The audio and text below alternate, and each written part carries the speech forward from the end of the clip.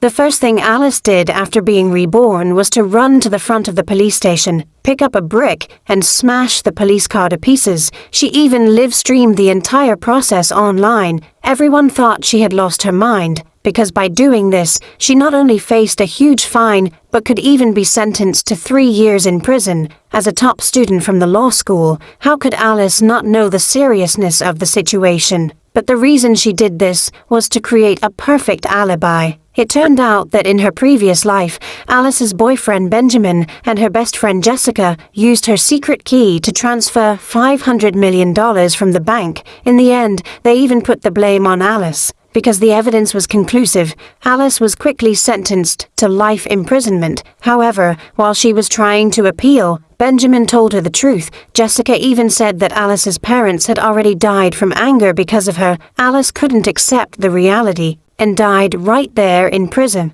When Alice opened her eyes again, she had been reborn 1 hour before the crime happened. That's how the opening scene came to be. When the police saw this, they said, if Alice felt wrong, she could tell him. Alice completely ignored the officer's concern and picked up the brick again to keep smashing the car. Seeing this, the officer had no choice but to take Alice back to the station. Alice glanced at her watch. It was exactly at this time in her past life that Benjamin lured her into an empty park while he and Jessica were stealing the bank's funds. At that moment, her parents arrived at the station. They didn't believe Alice would do something so outrageous. They thought Alice must have been mentally affected by something, so they begged the police not to detain her. The police, out of respect for her parents, decided to let her go after she compensated for the damages and allowed her to leave. But Alice knew that staying in the police station was the safest choice. So she began pretending to be insane. She even asked the police to arrest her parents.